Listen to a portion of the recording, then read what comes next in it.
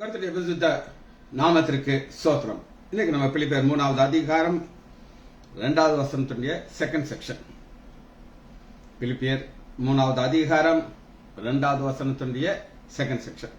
ஜெபத்தோடு இந்த செய்திக்குள்ளே கடந்து செல்வோம்.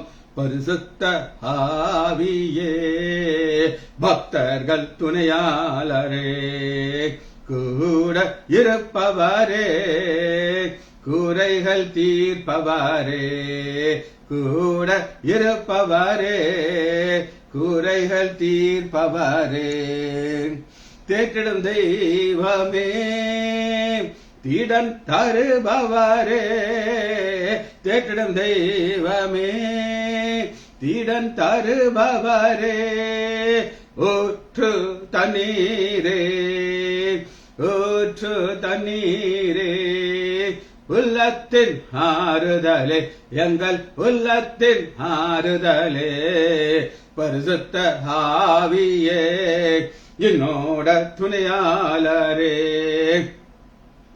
பயங்கள் போக்கிவிட்டீர், பாவங்கள் நீக்கிவிட்டீர், பயங்கள் போக்கிவிட்டீர், பாவங்கள் நீக்கிவிட்டீர், ஜெயமே வாம் வரவால், ஜெயமே வாம் வரவால், ஜபமே வாம் தயவால், தினம் ஜபமே வாம் தயவால், உரரா உரரரா, உபர உபரரா, ரிவா ரிவரரா, ரிபர ரிபரரா, ரிகர ரிபரரா, அபிஷேக நாதரே, அச்சார மானவரே, அபிஷேக நாதரே, அச்சார மானவரே, மீட்பினாலுக்கன, மீட்பினாலுக்கன, முத்திரை யானவரே, எங்கள் முத்திரை யானவரே, உரர உரரரா, உபர உபரரா, ரிபரி வரரா, ரிகர ரிகரரா, ரிகர ரிகரரா, விடுதலை தருபவரே, விண்ணப்பம் செய்பவரே, விடுதலை தருபவரே, விண்ணப்பம் செய்பவரே, சாட்சியாய் நிறுத்துகிறீர், எம்மை சாட்சியாய் நிறுத்துகிறீர், சத்தியம் போதிக்கிறீர், தினம் சத்தியம் போதிக்கிறீர், உபர உபரரா, உகனரரரா, சத்துரு வரும் போது எதிராய் கொடிபிடிப்பேர், சத்துரு வரும் போது எதிராய் கொடிபிடிப்பேர், எக்காலம் ஒதுகிறோம், நாங்கள் எக்காலம் ஒதுகிறோம், எதிரியை வென்று விட்டோம், நாங்கள் எதிரியை வென்று விட்டோம், அபர அபரரா, அபரரரரா, அயல் மொழி பேசுகிறோம், அதிசயம் காண்கிறோம், அயல் மொழி பேசுகிறோம், அதிசயம் காண்கிறோம், வரங்கள் பெறுகிறோம், நாங்கள் வரங்கள் பெறுகிறோம், வளமாய் வாழ்கிறோம், நாங்கள் வளமாய் வாழ்கிறோம். இயேசுவின் நாமத்தினாலே ஜெபங்கள் பிதாவே, ஆமென். கர்த்தருடைய பரிசுத்த நாமத்திற்கு ஸ்தோத்திரம். Arokiyaraj brother praise Lord, Leela praise Lord, Janaki அம்மாள் praise Lord, Selvi teacher praise Lord, Daniel Rajesh praise Lord, Kavitha sister praise Lord. இப்ப நம்ம கீ வார்த்தை என்ன அப்படின்னு கேட்டீங்கன்னா, சந்தோஷமாயிருங்க, சந்தோஷமாயிருங்க. மறுபடியும் நான் சொல்கிறேன். அப்ப பிலிப்பு சபை சந்தோஷமா இருக்கிறதுக்கு ஒரு ஆலோசனை, அது எச்சரிப்பு. 3 எச்சரிப்புகள். ஒரு எச்சரிப்பை நம்ம பார்த்தாச்சு, நாய்களுக்கு ஜாக்கிரதையா இருங்க. கிரேக்க வார்த்தை உங்களுக்கு நான் சொல்லிக் கொடுத்தேன், உங்களுக்கு பிரயோஜனமா இருந்துச்சோ எனக்கு பிரயோஜனமா இருந்துச்சு. இன்னைக்கு நம்ம 2வது எச்சரிப்பை பார்க்க இருக்கிறோம். பொல்லாத வேலைக்காரர்களுக்கு எச்சரிக்கையா இருங்க. நம்பர் 2, பொல்லாத வேலைக்காரர்கள். இந்த பொல்லாத வேலைக்காரர்களுக்கு இங்கிலீஷ்ல என்ன போட்டுன்னா ஈவில் ஒர்க்கர். ஈவில் ஒர்க்கர் அப்படின்னா யார் அப்படின்னு கேட்டீங்கன்னா, சாத்தான். சாத்தானுக்கு நம்ம ரட்சிக்கப்பட்டு பரலோகம் போறது பிடிக்காது. அவன் ஒரு காரியத்தை சின்சியரா சீரியஸா, சொல்லுங்க, சின்சியர் அண்ட் சீரியஸ் அவன் செய்து கொண்டிருக்கிறான். அது செய்யறதுனாலதான் இந்த பிரச்சனைகள் வருது. அவன் என்ன செய்து கொண்டிருக்கிறான் அப்படின்னு கேட்டீங்கன்னா, 1 பேதுரு 5வது அதிகாரம்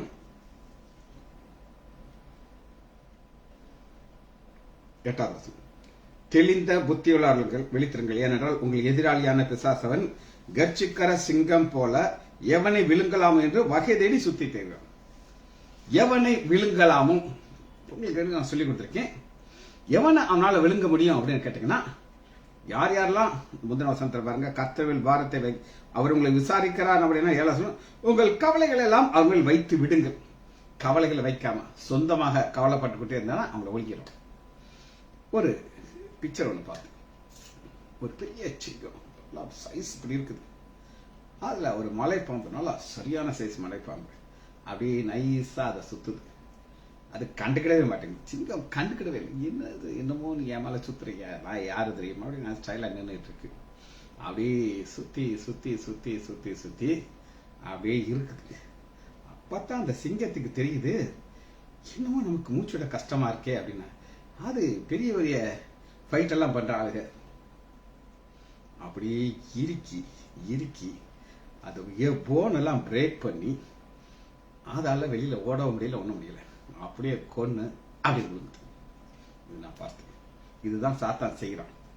ஏன் சாத்தான் இதை செய்கிறான் அப்படின்னு நான் பார்க்கிறோம். நான் உங்களுக்கு சொல்றேன், ஈவில் ஒர்க்கர், அவருக்கு நம்ம எச்சரிக்கையா இருக்கணும்.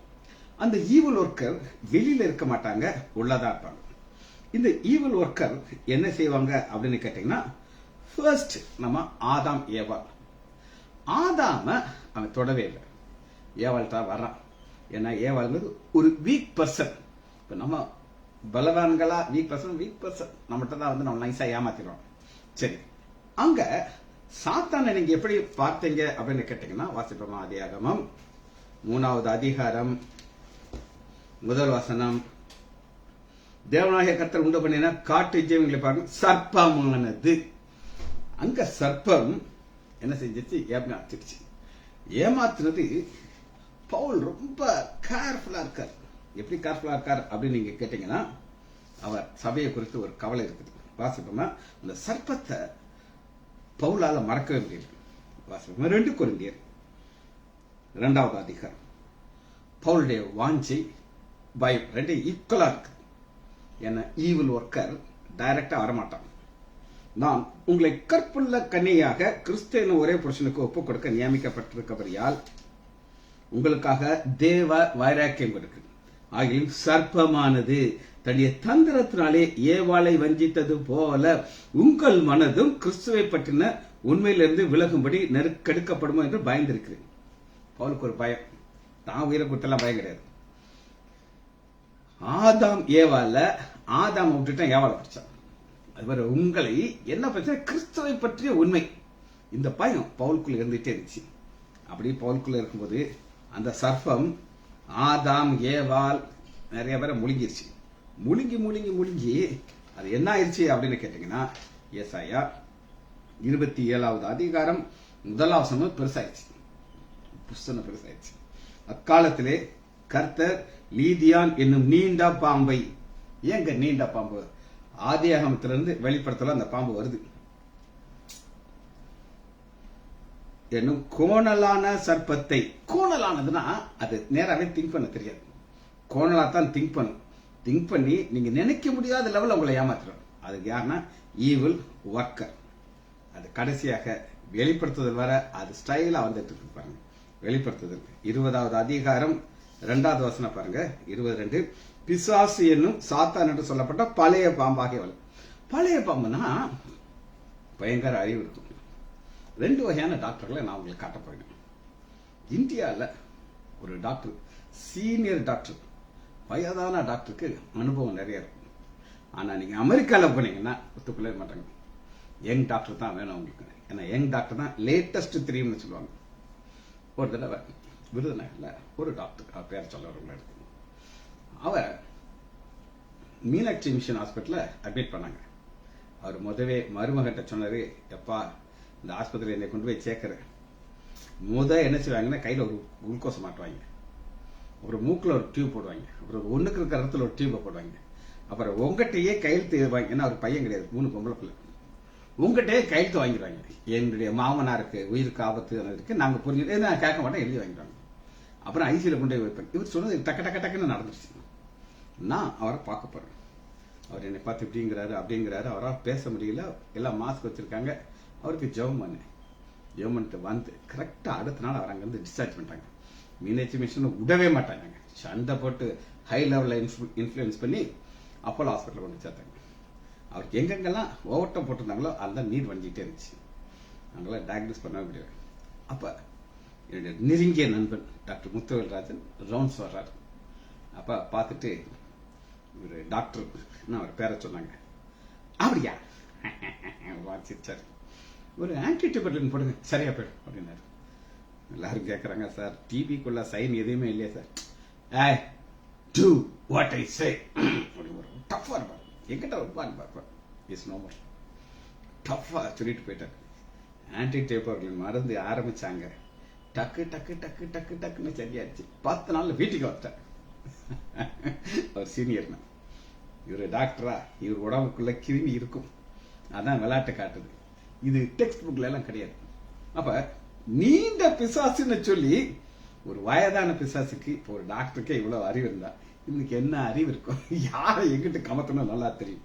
அதனாலதான் இது ஒரு நீண்ட பாம்பாக நம்ம பார்க்கணும். சரி, இப்ப பவுல் தீமோத்தேயுக்கு ஒரு எச்சரிப்பு கொடுக்கிறார். அது என்ன எச்சரிப்பு பாப்போமா? 1 தீமோத்தேயு 4வது அதிகாரம் 1 வசனத்துல ஈவில் ஒர்க்கரை பவுல் வேற கோணத்துல காட்டுகிறார் பாருங்க. 4வது அதிகாரம் 1 வசனம், ஆகையால் ஆவியானவர் பரிசுத்த ஆவியே என்னோட துணையாளரே. இன்னைக்கு இந்த பாட்டை நான் உட்கார வர பாடுவேன் நான் நினைக்கவே இல்லை. வேற ஒரு கோடா கோடி சோத்திரங்கிற பாட்டை தான் நான் காலையில ஜோம் பண்ணும்போது அந்த பாடினேன். நான் நினைச்சேன் அந்த பாட்டை இன்னைக்கு பாடுவோம், ரொம்ப நாள் ஆச்சு நினைச்சு உட்கார்ந்தா ஆவியான சொன்ன இதை பாடுன்ட்டார். காரணம் என்னங்கிறது நீங்க தொயர்ந்து கேட்டா தெரியும், விட்டுட்டு போனா அவங்களுக்கு தெரியாது. ஆகிலும் ஆவியானவர் வெளிப்படையாக சொல்லுகிறபடியே பிற்காலத்தில், பிற்காலங்கிறது என்னன்னா நாள்கள் செல்ல செல்ல செல்ல இது நடக்குங்கிறார். மனசாட்சியிலே சூடுண்ட பொய்யர்களுடைய மாயத்தினாலே சிலர் வஞ்சிக்கிற ஆவிகளுக்கும், வஞ்சிக்கிற ஆவி, அந்த ஆவி என்ன சொன்ன ஏமாத்தும், வஞ்சிக்கிற ஆவிகளுக்கும் பிசாசின் உபதேசத்திற்கும் செவி கொடுத்து விசுவாசத்தை விட்டு விலகி போவார்கள். இதுதான் நம்ம இன்னைக்கு பார்க்க போறோம். சிலர் அவனுக்கு நல்லா தெரியும் யாரை ஏமாத்த முடியும் அப்படின்னு சொல்லி, அது எப்படி ஏமாத்தலாம் அங்கத நம்ம பார்க்க போறோம். இது வஞ்சிக்கிற ஆவி. இந்த வஞ்சிக்கிற ஆவியோட ஒருத்தர் எப்படி ஒரு நல்ல ஒரு தேவ மனுஷனை ஏமாத்தணும்னு நம்ம பார்க்க போறோம். வாசிப்போமா? 1 ராஜாக்கள் எடுத்துக்கோங்க, 13வது அதிகாரம் 4வது வசனம்.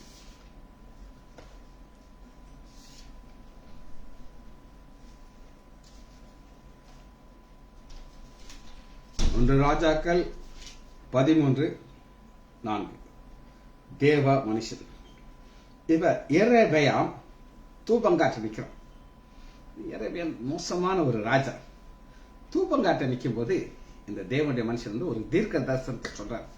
சொன்ன உடனே அது நடக்குது. 5வது வசனத்தில் தேவனுடைய மனுஷன், பேர் கிடையாது, தேவனுடைய மனுஷன்.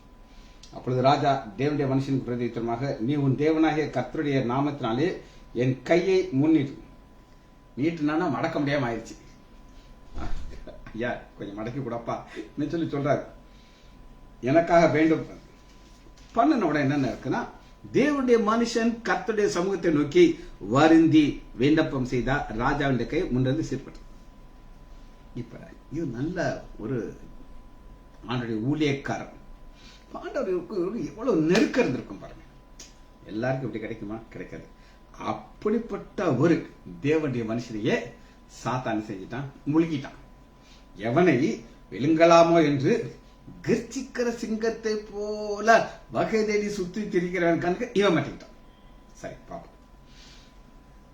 இப்ப ராஜா என்ன சொல்றாருன்னா, எப்பா நீ அரண்மனைக்கு வா, நீங்க ரெஸ்ட் எடு, நான் உனக்கு நல்லா அவனே ஹானர் பண்ணுவேன் அப்படிங்கிறான். தேவ மனுஷன் ராஜாவை நோக்கி, நீர் உம்முடைய வீட்டிலே பாதி கொடுத்தாலும் நான் உம்மிடத்தில் வருவதும் இல்லை, இந்த ஸ்தலத்திலே அப்பம் புசிப்பதில்லை, தண்ணீர் கொடுப்பதில்லை. ஏனென்றால் நீ இப்படி செய்யக்கூடாது அப்படின்னு சொல்லியிருக்காங்க. எனக்கு தெரிஞ்ச ஒரு ஊழியக்காரம்மா தூத்துக்குடியில், என்னுடைய மக டீனா திவ்யாவுக்கு ரொம்ப நெருக்கமான அந்த அம்மா. அவங்க ஒரு விதவை, ஆனால் அருமையா ஊழியம் செய்வாங்க. என் மக சொல்லுவான், எப்பா எனக்கு கொஞ்சம் டைம் இருந்தா அக்கா இப்படி செய்தியை நான் கேட்டுக்கிட்டே இருப்பேன் அப்படின்னு சொல்லுவாங்க. அந்த அளவுக்கு வெரி க்ளோஸ். அவங்க ஆண்டவர்கிட்ட ஒரு பொருத்தனை பண்ணியிருக்காங்க. நான் எங்க போனாலும் அந்த வீட்டில் நான் சாப்பிட மாட்டேன், தண்ணி கூட குடிக்க மாட்டேன். எத்தனையோ வருஷம் அந்த அக்கா ஊழியத்தில் இருக்காங்க. விருந்தினருக்கு எங்க வீட்டுக்கு வந்தாலும் சாப்பிட மாட்டேன். அக்கா சாப்பிடுங்கனாலும் உங்களுக்கு தெரியும், நான் ஏற்கனவே சொல்லியிருப்பா, நீங்க இதை கட்டாயப்படுத்தப்படாது, ஒரு பிரச்சனையும் இல்லை. வேலையை ஊழியத்தை முடிப்பாங்க, டக்குன்னு கிளம்பிடுறாங்க ஊருக்கு. இன்னைக்கு அப்படி இருக்கிறாங்கிறத நான் சொல்றேன். அவன் பெத்தேலுக்கு வந்த வழியாக திரும்பாமல் வேறு வழியாய் போய்விட்டான். 11ஆம் வசனத்துல ஒரு கிழவனான ஒரு தீர்க்கதரிசி, உங்க பைபிள்ல கள்ள தீர்க்கதரிசின போட்டிருக்கா, கிழவனான தீர்க்கதரிசி போட்டிருக்கா. கிழவன் அப்ப நமக்கு நான் ஏற்கனவே சொல்ல பாத்தீங்களா, சீனியர். அப்ப அந்த சீனியர் தீர்க்கதரிசிக்கு பயங்கரமா அவனுடைய வார்த்தை இருக்குன்னு வெளிப்படையாக தெரியும். ஆனா அவ யாருன்னா சாத்தானுடைய ஒரு ஏஜென்ட். இவனைத்தான் ஒரு பொய்யின் தீர்க்கதரிசி, கள்ள தீர்க்கதரிசின்னு சொல்லி அந்த ஆவி, வஞ்சிக்கிற ஆவி இவனுக்குள்ள இருக்கு. இவன் குடியிருக்கான். இவனுடைய குமாரர்கள் தேவனுடைய மனுஷன் பெத்தேலிலே செய்த எல்லாத்தையும் சொல்றாரு. அப்பா ஒன்னா தாப்பனார் என்ன செய்ய, எந்த வழியா போனான்ட்டு அவங்க பார்த்ததுனால அவன் ஒரு குமாரன், கழுதையின் மேல் சேனம் வைத்துக் கொடுங்கள், இந்த கழுதையின் மேல் சேனம் வைத்து பின்பு அவன் மேல் ஏறி தேவனுடைய மனுஷனை தொடர்ந்து போய் ஒரு கர்வாலி மரத்தில் உட்கார்ந்து, யூதாவில் வந்திருக்கிற தேவனுடைய மனுஷன் நீதான், ஆமா என்னோட வீட்டுக்கு வா, அப்பம் புசிங்க. நல்லா கேட்டுக்கணும். சாப்பிடல தப்பு இருக்கா, தப்பு இல்லையா, தப்பே இல்லை. ஆனா ஆண்டவர் ஒரு கண்டிஷன் போட்டார்னா அதுல ஒரு முக்கியமாக ஒரு காரியம் இருக்கும், அதை நம்ம புரிந்து கொள்ளணும். ஏனென்றால் நீ அப்பம் புசியாமலும் தண்ணீர் கொண்டு கர்த்தருடைய எனக்கு உண்டாக்குகின்றான், அதற்கு உம்மை போல நானும் தீர்க்கதரிசி தான். அவன் அப்பம் புசித்து தண்ணீர் கொடுத்து திருப்பி உன் வீட்டுக்கு அழைத்து கொண்டு வா என்று ஒரு தூதன் கர்த்தருடைய வார்த்தை என்று சொன்னான் என்று பொய் சொன்னான். என் பைபிள்ல பொய் சொன்னான். பொய்யின் ஆவி உடையவன். கள்ள தீர்க்கதரிசியா இல்ல, வயதான தீர்க்கதரிசி. சரி, இப்ப இவன் என்ன செய்யறான் அப்படின்னு கேட்டானா, அப்பொழுது அவன் இவனோடு திரும்ப போய் இவன் வீட்டிலே அப்ப புசித்து தண்ணி கொடுத்தான். இந்த 18வது வசனத்துக்கும் 19வது வசனத்துக்கும் ஒரு கேப் இருக்கு. இந்த கேப்ல இந்த தேவனுடைய மனுஷன் என்ன செய்திருக்கணும் அப்படின்னு நீங்க கேட்டீங்கன்னா, ஐயா கொஞ்சம் நவருங்க ஐயா, அந்த மரத்துக்கு பின்னாடி நான் போய் முழங்கால் போட்டு ஆண்டவர்கிட்ட கேட்பேன், ஆண்டவரே நீங்க உண்மையிலேயே இந்த ஆள்கிட்ட சொன்னீங்களா அப்படின்னு நான் கேட்பேன் அப்படின்னு நீங்க சொல்லியிருக்கணும். ஆனா அவர் என்ன செஞ்சாரு, டப்புன்னு ஏறி போயிட்டாரு. இவருக்கு அனுபவம் இருக்கா? எஸ். 6வது வசனத்தை பாத்தீங்கன்னா, தேவனுடைய மனுஷன் கர்த்தருடைய சமூகத்தை நோக்கி வருந்தி விண்ணப்பம் செய்தார். அன்னைக்கு வருந்தி விண்ணப்பம் செய்தாரு. இப்ப பட்டணி நான் ரட்சிக்கப்பட்டு கொஞ்ச நாளையில ஒரு ஊழியக்காரர், பெரிய ஊழியக்காரர் என்கிட்ட சொல்றாரு, டாக்டர் நீங்க எங்கிட்ட ட்ரைனிங் வரணும், நாங்க MBBS முடிச்சுட்டு ஹவுஸ் சர்ஜன்சி ட்ரைனிங் மாதிரி இங்க வரணும். ஏன்னா ஆண்டவர் எனக்கு ஒரு தரிசனத்தை கொடுத்தார். நீங்க ஒரு பிளேனை ஓட்ட ஆரம்பிக்கிறீங்க, அந்த பிளேன் அப்படியே டேக் ஆஃப் ஆகுது, எடுத்துட்டீங்க, மேல போயிட்டு இருக்கு, ஆனா உங்க ஆஸ்பத்திரியில நேரா மோதிடுச்சு. அப்புறம் எங்கிட்ட ஓடி வரீங்க, பிரதர் என் ஊழியம் எல்லாம் கவுந்து போச்சு, என்னால் அதை நடத்த முடியல அப்படிங்கிட்ட வந்தீங்க, நான் உங்களுக்கு ஊழியத்தை சொல்லிக் கொடுக்குறேன் அப்படின்னு அவர் சொன்னார். நான் அவர்கிட்ட என்ன சொன்னேன், எனக்கெல்லாம் எப்படி ஆண்டவருக்கு தைரியத்தை கொடுத்தாரு எனக்கு தெரியாது. பிரதர் எனக்கும் ஆண்டவர் இதே மாதிரி ஒரு தரிசனத்தை கொடுக்க உங்களுக்கு கொடுத்தாரா இல்லையா? நான் பிளேன்ல போனதை காமிச்சாரு. நானும் ஒரு பிளேன் ஏறி உட்கார்ந்து டொர்னு போய் மோதிச்சானா நான் நேரம் உங்கள்கிட்ட வந்துடுவேன் அப்படின்னு சொன்னேன். வருஷம் 25 வருஷம் ஆக போகுது. நல்லா கேட்டுக்கோங்க. இன்னைக்கு வர ஆண்டோடைய கிருபைனால இந்த பிளேன் எங்கேயும் மோதம் எல்லாம் ஒன்றும் நடக்கல. காரணம் அந்த வார்த்தை நம்ம அவர் பார்த்தா தீர்க்கதரிசி மாதிரி இருக்கும், நீங்க ஜெபிச்சா ஆண்டவர் செய்வார், ஒரு ஆன்சர் கொடுத்துப்பார். சரி, இவன் ஒரு பவுல் யார் அப்படின்னு நம்ம பார்க்க போறோம். எடுத்துக்கோங்க, கலாத்தியர்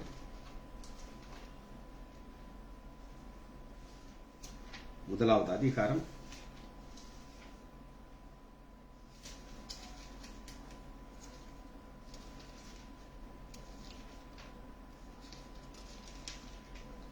14. என் ஜனத்தாரிலும் என் வயதுள்ள அநேகர் பார்க்கலும் யூத மார்க்கத்திலே தெரிவினாய் என் பிதாக்களுடைய பாரம்பரிய ஞானங்கள் பக்தி பாரம்பரியம். இந்த யூதர்களுக்கு ஒரு பெரிய ஒரு இது என்னச்சுன்னா பாரம்பரியம் இருந்துச்சு. ஆனா கலாத்தியர்ல நம்ம பாக்குற பவுல் யார் அப்படின்னு நீங்க கேட்டீங்கன்னா,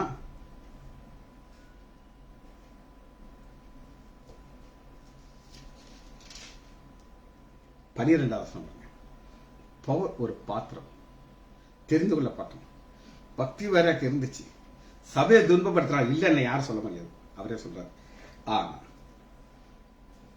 12 நான் அதை ஒரு மனுஷனால் பெற்றதில்லை, மனுஷனால் கற்றதும் இல்லை, இயேசு கிறிஸ்துவே அதை எனக்கு வெளிப்படுத்தணும். நல்லா கேட்டுக்கோங்க, நல்லா கேட்டுக்கோங்க. பவுல் போல நீங்களும் ஊழியத்தின் மேல வரணும்னா ஆண்டவர் உங்களுக்கு டீச் பண்ணுவாரா கேட்டுங்க. எஸ் பண்ணுவார், ஏன் பண்ண மாட்டார். என் தம்பி என்கிட்ட கேட்கிறாரு, டேய் நீ இத்தனை வருஷமா பைபிளை போதிக்கிறீங்க, உனக்கு எங்க இருந்தா சரக்கு கிடைக்குது? எனக்கு தெரியாது, ஆண்டவர் கொடுக்கிறாருப்பா. இல்லைன்னா இத்தனை செய்தி என்னால கொடுக்க முடியாது. சொன்னதை திரும்ப சொல்லக்கூடாது, ஒவ்வொன்றுக்கும் விளக்கங்கள் கொடுக்கணும். நேற்றுக்குள்ள செய்தி டாகு, இன்னைக்கு அதே சொன்னா நீங்க ஓடியே போயிருங்க பாதிலேயே ஒவ்வொன்று குழச்சிக்கிட்டு. ஆனா ஆண்டவர் என்ன செய்யறாருன்னா ஒரு டீச்சிங், அவர் உங்களுக்கு இந்த ஆசீர்வாதத்தை கொடுக்கணும். சரி, மாத்திரமல்ல இந்த பாரம்பரியம் நிறைந்த பவுலுக்கு வாழ்க்கையில ஆண்டவர் ஒரு லாப நஷ்ட கணக்கை சொல்லி கொடுக்கிறாங்க. பிலிப்பியர் 3வது அதிகாரம் 7வது வசனத்துல பாத்தீங்கன்னா, பிலிப்பியர் 3:7 ஆகிலும் எனக்கு லாபமா இருக்கிறவைகள் அவைகள் கிறிஸ்துவ. என்ன லாபம் அப்படின்னு நீங்க கேட்டீங்கன்னா, இப்ப நமக்கு ஒரு சில காரியங்கள் பெருசா தெரியும், அது பெருசா தெரியல விட்டுரும். இவர் நான் யூதன், ரைட், யூதன் தான். 5வது சொல்றாங்க இதெல்லாம் லாபம். 8ஆம் நாளில் விருத்த சேதனம் பண்ணப்பட்டவன், இஸ்ரவேல் வம்சத்தான், பென்யமின் கோத்திரத்தான், இதெல்லாமே லாபம் தான். ஆனா என்னைக்கு இயேசு எனக்கு பாருங்க, அதுல பாருங்க, நான் கிறிஸ்துவை ஆதாயம் பண்ணி கொடுக்கு நியாயப்பிரமாணத்தில் அழுகிற சுயநீதி. நியாயப்பிரமாணம் ஒரு சுயநீதி கொடுக்கும். நீ யூதன் ஐயா. ஜான் மெக்காத்தர் ஒரு புத்தகத்துல கொடுத்திருக்காரு. அவங்க ஒரு புக் வச்சிருக்காங்க, அதுல தமுட் அப்படின்னு ஒரு புக், யூதர்களுடைய புத்தகம். அதுல இவங்க எழுதி வச்சிருக்காங்க, என்ன எழுதி வச்சிருக்காங்கன்னா, மோசே நரக வாசல்ல நின்று கொண்டிருப்பார். இந்த சாத்தான் தேவதூதர்கள் யாராவது ஒரு யூதனை கொண்டு போய் நரகத்துல போடுறதுக்கு உள்ள போனா, அந்த மோசே நின்று அவனை 4 அடி அடிச்சு, யார தேவதூதன், நீ எப்படி அவர் யூதனை கொண்டு நீ நரகத்துல போடலாம் அப்படின்னு சொல்லி சண்டைக்கு நிப்பாராம். அவங்க அப்படி நினைச்சுக்கிட்டு இருக்காங்க. ஆனா பவுல் சுயநீதியுடைய இல்லாமல் கிறிஸ்துவை பற்றும் விசுவாசத்தினால் உண்டாகிற நீதி, கிறிஸ்துவுக்குள் இருக்கிறவர்கள். நீங்க என்னைக்கு கிறிஸ்துவுக்குள்ள இருக்கிறீங்களோ அன்னைக்கு தான் ஆசீர்வாதம். ஆனா சாத்தா என்ன செய்வான்னா, உங்களை கிறிஸ்துவ விட்டு வெளியே கொண்டாடுப்பான். வெளியே வந்தாச்சுன்னா சோழி முடிஞ்சிருச்சு. ரைட். இப்ப ஆண்டவர் முதல்ல நம்மள அவருடைய குடும்பத்திற்குள்ள கொண்டாடுற. யோவான் 1வது அதிகாரத்துல அவர் மேல விசுவாசம் உள்ளவர்களாய் ஏற்றுக்கொண்டவர்கள் எத்தனை பேர்களோ அத்தனை பேர்களும் தேவனுடைய பிள்ளைகள். ஃபர்ஸ்ட் ஸ்டேஜ் பிள்ளை. ஆனா அநேகர் அந்த பிள்ளைகள் ஸ்டேஜ்லயே இருந்துட்டு அடுத்து வளரவே மாட்டாங்க, குட்டியா இருப்பாங்க. பைபிள் வசனம் எல்லாம் தெரியும், அதுக்கு மேல ஸ்டெப்பே போகாது. 2வது ஆண்டவர் என்ன சொல்றாருன்னா, நீ எனக்கு ஊழியம் செய், சீஷர்லா மாத்துகிறாங்க. சீஷர்லா மாற்றி சீஷருங்கிற ஒரு கிரேடை கொண்டாடுறாங்க. இந்த சீஷர்ல கொண்டு அந்த சீஷருக்கு எல்லா குவாலிபிகேஷனும் கொடுக்கிற, அது growth. அந்த சீஷர்ல போதகர் அடுத்த ஒரு ஸ்டேஜ் கொண்டாடுறாங்க. எத்தனையோ போதகர்கள் உங்களுக்கு இருக்காங்க.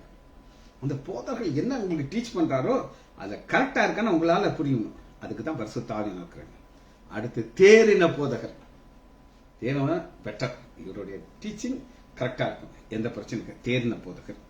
ஒரு வசனத்தை மட்டும் நம்ம பார்க்க போகிறோம். மத்தேயு 5வது அதிகாரம் 19வது வசனம். சாத்தான் உங்களை முழுங்காம இருக்கிறதுக்கு 5:19. ஆகையால் இந்த கற்பனைகளில் சிறியவனை மீறி அபிதமாக மனுஷனுக்கு போதிக்கிறவன் பரலோகத்திலே சிறியவன். பரலோகத்துல உங்களுக்கு ஹை பொசிஷன் இருக்குன்னா உங்க டீச்சிங் கரெக்டா இருக்கணும். இதுல எந்த வகையிலும் இருக்கக்கூடாது. சரி, இன்னைக்கு அநேகருக்குள்ள ஒரு சின்ன விஷயத்தை சொன்னா ஒரு பெருமை வந்துடும். ஆனா பவுல் எப்படி வாழ்ந்தார் அப்படின்னு நீங்க கேட்டீங்கன்னா, 1 தீமோத்தேயு 1வது அதிகாரம் 15வது வசனத்துல சாத்தானால ஏன் பவுல விழுங்க முடியல அப்படின்னா தாழ்மை. இது ஒரு கான்ட்ரவர்ஷியலான ஒரு டாபிக். நான் இப்ப உங்களுக்கு சொல்ல போறேன். அநேகர் இதுல ஒரு இடரல் உள்ள ஒரு வார்த்தை பைபிள் தான் காட்ட போறேன். நான் எங்க காட்டுறேன். பாவிகளை ரட்சிக்க 1 தீமோத்தேயு 1வது அதிகாரம் 15 வசனம், பாவிகளை ரட்சிக்க கிறிஸ்து இயேசு உலகத்திற்கு வந்தார் என்கிற வார்த்தை உண்மையும் எல்லா அங்கிலும் அவர்களிலே பிரதான பாவி நான் தான். பவுல் தன்னை பிரதான பாவிங்கிறாரு.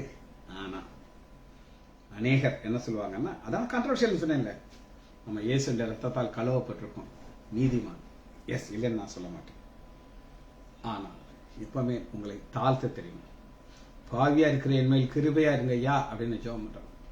ஆண்டவர் அந்த ஜெபத்தை அக்செப்ட் பண்ணிக்கிறார். நான் ஒரு யூதன், தசமாக கொடுக்கிறேன் ஆண்டவரே, உங்களுக்கு தெரியுமா அக்கௌண்ட்ல கரெக்டா ஏறுதா, அவனை பாயான தொலைத்துக்கிட்டார். பாவியா இருக்கிற என் மேல் கிருபையா இருங்க ஐயா, பாவியா இருக்கிற என் மேல் கிருபையா இருங்க என்னைக்கு கேட்கிறாரோ ஆண்டவர் அந்த நேரத்தில் என்ன செய்யறாரு, ஆசீர்வாதத்தை உயர்த்துகிறார். சரி, இப்ப நம்மளுடைய வாழ்க்கையில இந்த ஓட்டத்தை ஓடுறதுக்கு ஆவியான தேவைங்கிறத நான் உங்களுக்கு சொன்னேன். ஒரு சில வசனங்களை நம்ம பார்க்க போகிறோம், முதல்ல எடுத்துக்கலாம். இத நம்ம கரெக்டா செய்தானா இங்க எங்க போக முடியாது. முதல்ல எபேசியர் 2வது அதிகாரம் 10வது வசனத்தை பார்ப்போம். எபேசியர் 2:10, ஏனென்றால் நற்கிரியை செய்வதற்கு நாம் இயேசு கிறிஸ்துக்குள் சிருஷ்டிக்கிறோம். நற்கிரியை இன்னைக்கு அநேகர் நான் சொன்னேன் பார்த்தீங்களா, அந்த ஃபர்ஸ்ட் ஸ்டேஜ் பைபிளை தூக்குவாங்க, ஜெபம் பண்ணுவாங்க, அதில் விட்டுருவாங்க. யாராவது ஏதாவது ஒரு வசனம் கேட்டா பதில் சொல்ல மாட்டாங்க. அது நற்கிரியில இல்லாத ஒரு வாழ்க்கை. கொலேசியர் 1வது அதிகாரம் 10வது வசனம், கொலேசியர் 1:10, சகலவித நற்கிரிகளாகிய கனியை தந்து. என்னைக்கு நீங்க கனி கொடுக்க ஆரம்பிச்சிட்டீங்களோ ஆண்டவர் சந்தோஷம். நிறைய தேவதூதர்கள் அனுப்புவார். அந்த நற்கனிகளை எல்லாம் நற்கிரிகளாகிய கனியை பார்த்து சந்தோஷப்பட்டு இன்னும் அதிக கிருபைகளை கொடுக்கிறார். அதிக கிருபையை கொடுத்துட்டு இருப்பார். சாத்தான் அவள் இலசம் உங்களை தொட முடியாது. ஏன்னா நற்கிரிகளை தந்து தேவனை அறிகிற அறிவிலை விருத்தி அடைந்து கர்த்தருக்கு பிரியமுண்டாக அவருக்கு பாத்திரம். இது அடுத்த ஸ்டெப். இதெல்லாம் எதுக்காக சொல்றேன்னா, ஒரு பக்கம் ஈவில் ஒர்க்கர்ஸ் போதகர்கள் சுத்திட்டே இருப்பாங்க, நீங்க அதை செஞ்சுக்கிட்டே இருப்பீங்க. 1 ராஜாக்கள் சாலமோன் குறித்து 11வது 1 ராஜாக்கள் 11:4 அவனுடைய இருதயம் கர்த்தருடைய இருதயத்தை ஒத்துக்கொள்ளும். தாவீது போல இல்லை. அதனால என்ன செஞ்சா, சாத்தான் நைசா உள்ள 1000 கொண்டாட்டி. அது ஒரு பெரிய கஷ்டமான ஒரு காரியம். ஆண்டோடைய வாழ்க்கை இந்த சபைக்குள் நம்மளை கொண்டு வந்திருக்கிறாரு. நமக்கு என்ன தேவை அப்படின்னு கேட்டீங்கன்னா, 2 தீமோத்தேயு எடுத்துக்கொள்ளுங்கள். இதெல்லாமே பொய் போதகர், பொல்லாத வேலைக்காரர்கள், ஈவில் ஒர்க்கருக்கு தப்பிச்சு போறதுக்கு வழி. 2 தீமோத்தேயு 2வது அதிகாரம் 23வது வசனம், புத்தி ஈனமும் தர்க்கங்கள் சண்டைகளை பெருக்கும். இதெல்லாம் புத்தியினம், சண்டை, தர்க்கம் எப்படிங்கறத நான் உங்களுக்கு சொல்றேன். இப்ப நான் உங்களுக்கு ஒரு டீச்சிங் கொடுத்துட்டேன். இதே நீங்க தெரியாம யார்ட்டையும் சொல்லிட்டீங்க. அவன் உங்களுக்கு அடிக்கடி கிடைக்க லைசான்ஸ் டாக்டர், அவன் மோசமான பையன், அவன்கிட்ட போய் நீ கேட்காத அப்படின்னு. சரிங்க, கேட்கலங்க. அதாவது மோசமானதுன்னு எனக்கு தெரியும், இருந்தாலும் நான் லேசா கேட்டேன் அப்படின்னு தப்பிச்சுக்கோங்க. நீங்க இல்ல எங்க டாக்டர் சொல்றதா ஓ நீங்க நினைச்சுக்கோங்க, பிரச்சனை ஆயிடும். அப்ப தர்க்கங்கள்ல இருந்து இன்னைக்கு விலகிரு, நீ விலகிரு, ஆர்கியூ பண்ணாத. இது அடுத்த வழி. 3வது அதிகாரம் 17வது வசனத்துல உபதேசம், டீச்சிங். அந்த உபதேசத்துல ஸ்ட்ராங்கா இருக்கும். புரிதல், கடிந்து கொள்ளுதலுக்கும் சீர்திருத்தலுக்கும் நீதியை படிப்பதற்கும் விரோதமாக இந்த நீங்க விட்டு விலகவே கூடாது. அவருடைய யங் ஊழியக்காரர் தீத்து 2வது அதிகாரம் 14வது வசனத்துல பொல்லாத ஊழியக்காரர்களுக்கு தப்பிக்கிறதுக்கு அடுத்த காரியம் என்னன்னா, அவர் நம்மை சகல அக்கிரமத்திலிருந்து மீட்டுட்டாரு. நான் விசுவாசிக்கிறேன். பாவிதான், பாவியா இருக்கிற என் மேல கிருபையா இருந்து மீட்டுக்கிட்டாரு. அடுத்து அவர் என்ன செய்திருக்கிறா, தமக்குரிய சொந்த ஜனங்களாக மாற்றிட்டு நான் என்ன செய்ய, நற்கிரியை செய்வேன். இந்த நற்கிரியை தான் செய்யவே மாட்டாங்க. ஆண்டவர் ஒவ்வொருத்தருக்கும் ஒரு வரங்களை கொடுக்கிறார். அந்த வரங்களை நம்ம நற்கிரியைகளை மாற்றணும். அது நம்முடைய கரத்தில் இருக்கு. சரி, இது தேவன் எதிர்பார்க்கிற ஒரு நற்கிரியை. இது அவருடைய கடைசி கட்டளை பார்த்துட்டு நம்ம அதை முடிக்க போயிடும். மத்தேயு 28வது அதிகாரம் 19வது. ஆகையால் நீங்கள் புறப்பட்டு சகல ஜாதிகளின் சீஷர் ஆக்கி இடிக்கும். எங்கே இடிக்கும் சொல்லுங்க? பெந்தேகோஸ்து சபையில இடிக்கும். ஏன் இடிக்கும்? அவங்க சீஷராக்க மாட்டாங்க, விசுவாசிகளை வச்சிருப்பாங்க. வரும்போது இருக்கிற விசுவாசி சாகும்போது விசுவாசியாவே சாகும். ஆனா சிஎஸ்ஐ சர்ச்சில் அப்படி கிடையாது. எங்களை மாதிரி ஒரு படிப்பறிவு இல்லாதவர்கள், படிப்பறிவு டிகிரி கிடையாது, டாக்டர் டிகிரி இருக்கு, ஆனா பாஸ்டர் டிகிரி கிடையாது. ஆனா எங்களுக்கும் ஒரு தருணம் கொடுப்பாங்க புல்பிட்ல ஏறி நிக்கிறதுக்கு. இவர் ஒரு எங்க பாஸ்டர்லாம் என்ன சொல்லுவார், எனக்கு கவலையா இருக்கும். உங்களுடைய பைபிள் ஸ்டடி, உங்களுடைய டீச்சிங் ரொம்ப ஆழமா இருக்குது டாக்டர். எதுக்காக நான் சொன்னேங்கிறத சொல்லுவேன். எஸ், உள்ள துரத்தி விட்டுருவாங்க, கொஞ்சம் உள்ளே விட மாட்டாங்க. எங்க ஆலயத்துல இந்த ஃபர்ஸ்ட் சர்வீஸ் எங்க இதில் ஆரம்பிச்சு 7 மணிக்கு ஆரம்பிச்சு 8 மணிக்கு முடிச்சிடும். ஆனா அன்னைக்கு நிறைய விளக்கங்கள்லாம் சொல்லி 7:45 ஆயிடுச்சு. நான் பாஸ்டர்கிட்ட கேட்டேன், ஐயா 8 மணிக்கு நான் முடிக்கிறேன், 1/4 மணி நேரம் தான் எனக்கு டைம் இருக்கு, முடிச்சிடவா 1/4 மணி நேரம்? நோ டாக்டர், 8:15 வரை உங்களுக்கு 1/2 மணி நேரம் நான் டைம் கொடுத்துருக்கேன். ஒரு நிமிஷம் கூட நீங்க குறைக்கக்கூடாது. எங்களுக்கு உங்க செய்தியை நாங்க கேட்கணும், அவரோட காத்துட்டு இருக்கோம். 1/2 மணி நேரம் நீங்க என்ன ப்ரிப்பேர் கூட 5 நிமிஷம் பிரச்சனை இல்லை. சந்தோஷமா இருந்துச்சு. காரணம், என்னைய அவர் ஒரு போதகராக பார்க்கிறாங்க. இது எங்க நடக்கும்? எங்க ஆலயத்துல நடக்கும். அதனால்தான் இங்க பாருங்க, மத்திய 28வது அதிகாரம் 19, நீங்கள் புறப்பட்டு போய் சகல ஜாதிகளின் சீஷர் ஆக்கி பிதாக்குவன். இதை நம்ம செய்யறதுக்கு ஆண்டவர் நம்மளோட கூட இருக்கிறார். ஜெபிச்சு முடிப்போம். மகா இரக்கமும் கருவேமல்ல பிதாவே, துதிக்கிறோம் ஐயா. ஈவல் ஒர்க்கர்ஸ் ஒரு பக்கம் சாத்தான் கிரியை செய்து கொண்டே இருப்பான், அது அவனுடைய வேலை. ஆனால் நாங்கள் எங்களை பார்க்க வேண்டும் ஐயா. எங்களுடைய நிலைமையை பார்த்து நற்கிரியில செய்து எங்கள் ஓட்டத்தை தொடர்ந்து ஓடி முடிக்க கிருபை பாராட்டுங்க ஐயா. பிள்ளைகள் ஒவ்வொரு வரையும் என் ஆண்டவராகிய இயேசு கிறிஸ்துவின் நாமத்தினாலே ஆசீர்வதிக்கிறேன். இயேசுவின் நாமத்தினாலே ஜெபங்கள் பிதாவே. ஆமென், ஆமென், ஆமென்.